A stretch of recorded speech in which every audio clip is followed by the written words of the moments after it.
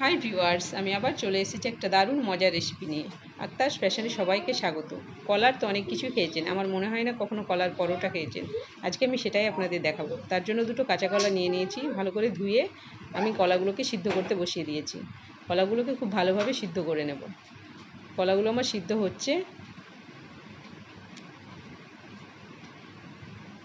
কলাগুলো আমার ভালোভাবে সিদ্ধ হয়ে গেছে, এবার খোসাগুলো আমি ছাড়িয়ে নেব। কলার খোসাগুলো আমার ছাড়ানো হয়ে গেছে, এবার কলাগুলোকে আমি খুব ভালোভাবে মেখে নেব। এই চামচ দিয়ে আমি খুব ভালোভাবে সুন্দর করে মেখে নেব। দেখুন, এবার আমি গ্যাসে একটা প্যান বসিয়ে দিয়েছি এবং তাতে একটু সাদা তেল দিয়ে দিলাম। তেলটা আমার গরম হয়ে গেছে, এবার এতে আমি দিয়ে দেবো কুচি করে রাখা পেঁয়াজ আর একটু রসুন।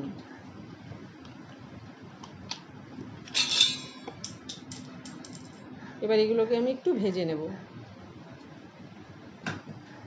একটু লাল লাল করে ভেজে নেব। এবার আমি এতে দিয়ে দেব লবণ, স্বাদ মতো লবণ,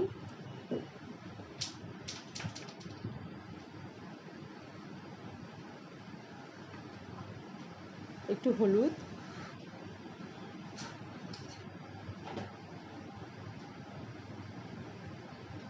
দিয়ে দেবো একটু লঙ্কার গুঁড়ো,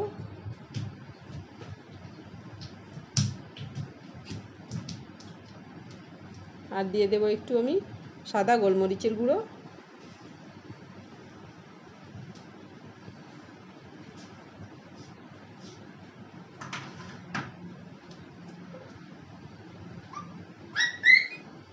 একটু আদার গুঁড়ো আর একটু চাট মশলার গুঁড়ো দিয়ে দেব। এবার এই মশলাগুলোকে খুব ভালোভাবে একটু কষিয়ে নেব।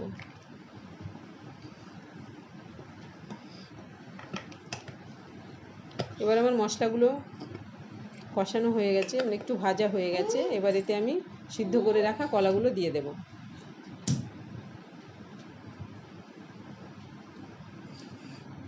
এবারে কলাগুলোকে আমি মশলার সাথে খুব ভালোভাবে মিশিয়ে নেব, একটু ভেজে নেব।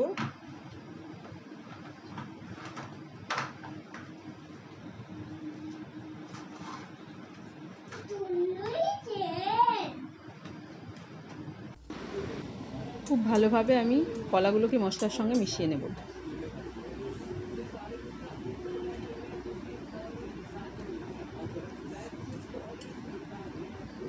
খুব ভালোভাবে আমার মেশানো হয়ে গেছে, তাহলে আমার স্টাফিংটা রেডি হয়ে গেল, নামিয়ে নেব। এবার আমি পরোটার জন্য আটাটা মেখে নেব। তার জন্য নিয়ে নিচ্ছি 1 কাপ মতো ময়দা,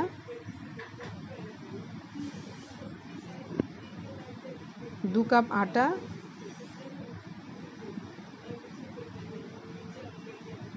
এবার এতে দিয়ে দেব 2 চা চামচ সাদা তেল, 1 চা চামচ চিনি, একটুখানি লবণ। এবার এগুলোকে ভালোভাবে মিশিয়ে নেব। আমার মেশানো হয়ে গেছে, এবার একটু একটু করে জল দিয়ে আটাটা মেখে নেব। একবারে বেশি জল দেব না, অল্প অল্প করে জল দিয়ে মেখে নেব। আমার আটাটা মাখা হয়ে গেছে, ওপর থেকে একটু ঘি লাগিয়ে দিচ্ছি। এবার আমি আটাটাকে 10 মিনিট মতো রেস্টে রেখে দেব ঢাকা দিয়ে। এবার আমি পরোটাগুলো বানিয়ে নেব। তার জন্য আটা নিয়ে নিলাম, আটা থেকে লেচি কেটে নিয়ে নিলাম।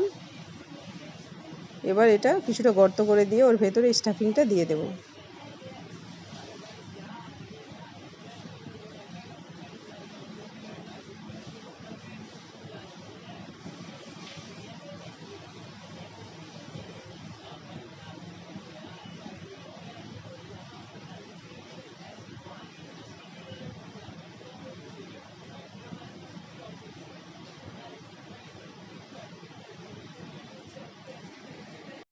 এবার আমি গ্যাসে একটা ফ্রাইং প্যান বসিয়ে দিয়েছি, এটাকে আমি একটু গরম করে নেব। এবার আমি এতে একটুখানি ঘি দিয়ে দিলাম, ঘিটাকে একটা ব্রাশের সাহায্যে চারিদিকে ছড়িয়ে দেব।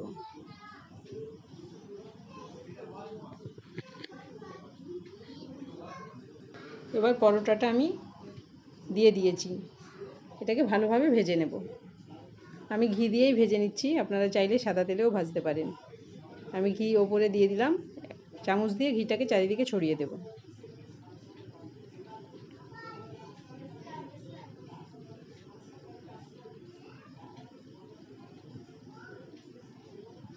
এবার পরোটাকে উল্টে দিচ্ছি, এই সাইডেও একটু ঘি লাগিয়ে নেব।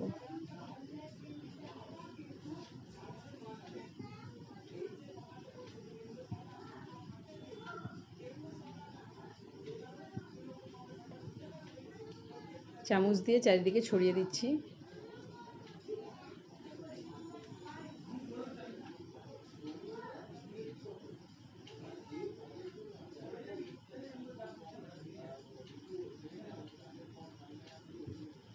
আমি ভালোভাবে পরোটাটাকে ভেজে নেব।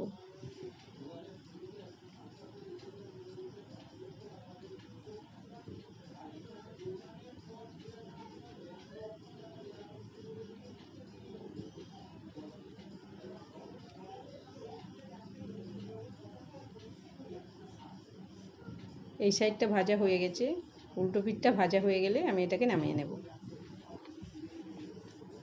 এই পরোটাটা আমার হয়ে গেছে, এটাকে আমি তুলে নেব। একই রকমভাবে আমি আরও কয়েকটা পরোটা ভেজে নিচ্ছি।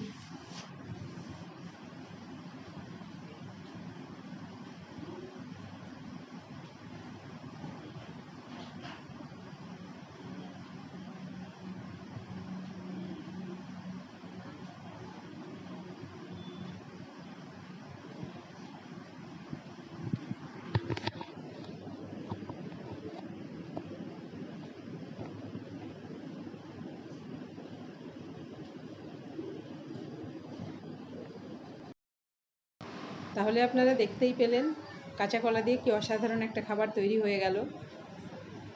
এটা আপনারা লাঞ্চ, ডিনার বা টিফিনের জন্যও বানাতে পারেন। এটা যেমন দেখতে খুব সুন্দর লাগছে, খেতেও হয়েছিল অসাধারণ। আপনারা দেখতেই পাচ্ছেন কি সুন্দর লাগছে দেখতে। আপনারাও বাড়িতে বানিয়ে খাবেন, আশা করি খুব ভালো লাগবে। পরোটাটাকে আমি সার্ভ করেছি আচার এবং টমেটো কেচাপ দিয়ে। তাহলে ভিডিওটা আজ এখানেই শেষ করছি। ভালো থাকবেন, সুস্থ থাকবেন। Thank you.